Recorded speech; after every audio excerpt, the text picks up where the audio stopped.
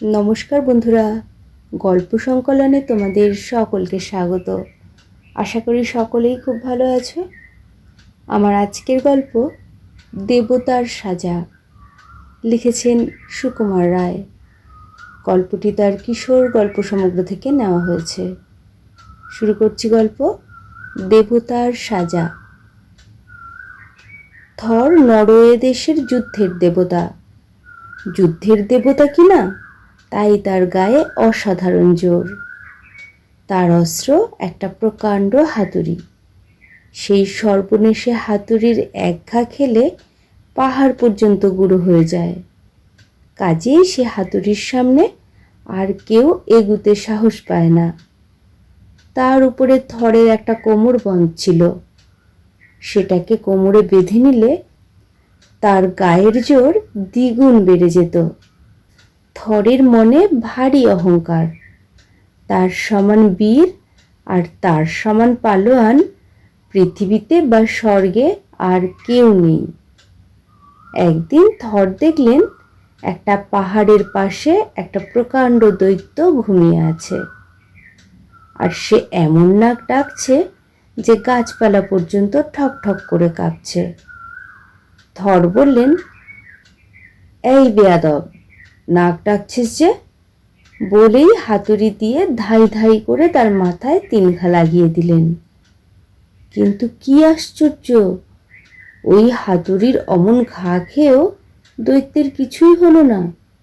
সে খালি একটু মাথা চুলকিয়ে বলল, পাখিরা কি ফেললো?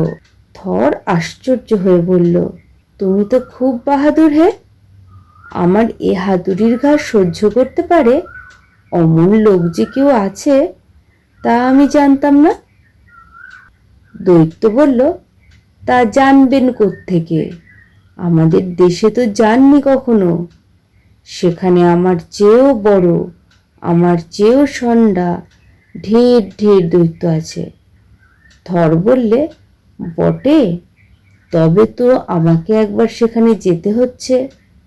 দৈত্য তাকে দৈত্যপুরীর পথ দেখিয়ে দিল আর বলল, দেখবেন সেখানে গিয়ে বেশি বড়াই টড়াই করবেন না, কারণ আপনি যত বড়ই দেবতা হন না কেন, সে দেশে বাহাদুরি করতে গেলে শেষে লজ্জা পেতে হবে। দৈত্যপুরীর চারদিকে প্রকাণ্ড বরফের দেয়াল। সে এত বড় যে তার নিচে দাঁড়ালে চূড়ো দেখা যায় না। সেই দেয়ালের এক জায়গায় বড় বড় গড়ার দেওয়া আকাশের মতো উঁচু ফটক।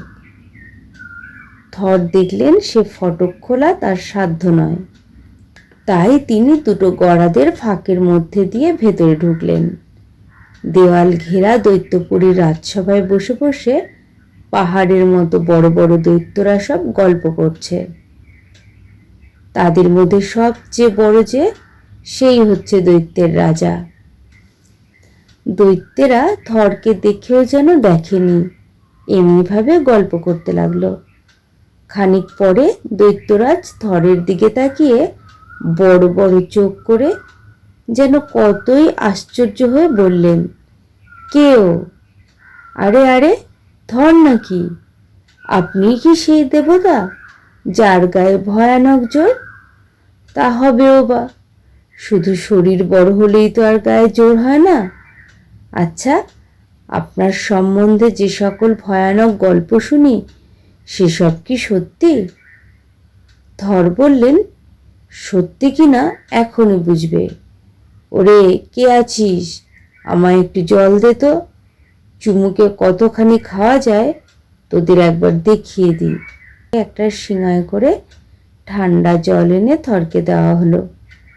রাজা বললেন, আমাদের মধ্যে বড় বড় পালোয়ান ছাড়া কেউ ওটাকে এক চুমুকে খালি করতে পারে না। সাধারণ দৈত্যেরা 2 চুমুকে শেষ করে, তবে যারা নেহাত আনাড়ি তাদের 3 চুমুক লাগে। থর তাড়াতাড়ি শিঙাটা নিয়ে চো চো চো করে এমন টান দিলেন যে মনে হলো শিঙা নিশ্চয়ই খালি হয়ে গেছে।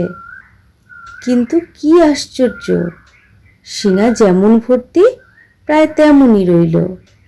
থর ভারী লজ্জিত হয়ে আবার জল খেতে লাগলেন। ঢক ঠক ঠক ঠক ঠক ঠক ঠক, তবু জল ফুরলো না। রাজা হো হো করে হেসে বললেন, তাই তো, অনেকটা যে বাকি রাখলেন। থর তখন রেগে বেশ একটা দম নিয়ে আবার চুমুক দিলেন। খাওয়া আর থামে না, পেট ঢাক হয়ে নিঃশ্বাস প্রায় বন্ধ হয়ে এলো, কিন্তু জল তবু ফুরাতে চায় না। তখন থর আর কি করে? তিনি বললেন, না, জল খাওয়াতে আর বেশি বাহাদুরি কি? পেটুকের মতো খানিকটা জল গিললেই তো আর গায়ের জোর প্রমাণ করা হয় না। দেখি তো আমার মতো ভারী জিনিস কে তুলতে পারে। দৈত্যরাজ বললেন, তা বেশ তো, একটা সহজ পরীক্ষা দিয়েই আরম্ভ করা যাক। ওরে, বেড়ালটাকে নিয়ে আয় তো। বলতেই ছাই রঙের বেড়াল ঘরের মধ্যে ঢুকলো।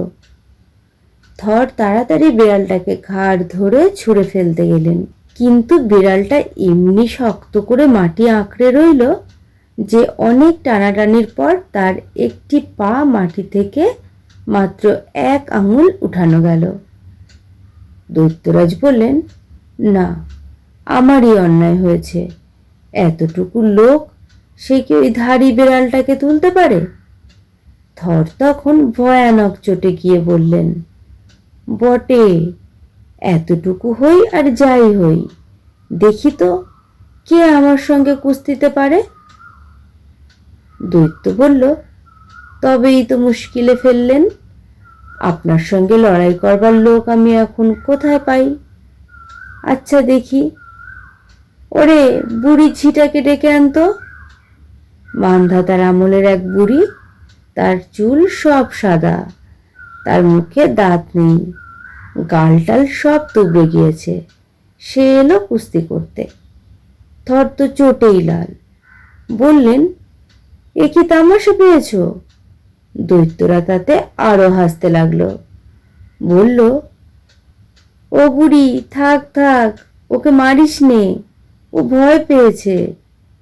থর তখন রেগে গিয়ে বুড়িকে এক ধাক্কা দিলেন, তাতে বুড়ি তাকে ঘাড় ধরে মাটিতে বসিয়ে দিল। থর তখন আর কি করেন, লজ্জায় তার মাথা হেঁট হয়ে গেল। সারা দিন সে অপমানের কথা ভেবে তার ঘুম হলো না। পরদিন সকালবেলায় তিনি বাড়ি চললেন। দৈত্যরাজ খুব খাতির করে তার সঙ্গে সঙ্গে বুড়ির ফটক পর্যন্ত এলেন। ফটকের কাছে এসে দৈত্যরাজ হেসে বললেন, আপনাকে একটা কথা বলছি, কারণ সেটা না বললে অন্যায় হবে। কাল কিন্তু সত্যিই আপনার হার হয়নি। আপনার অহংকারকে ভাঙবার জন্যেই আমরা আপনাকে একটু ফাঁকি দিয়েছি। ওই যে শিঙেটাকে দেখলেন, ওটা সমুদ্রের শিঙা।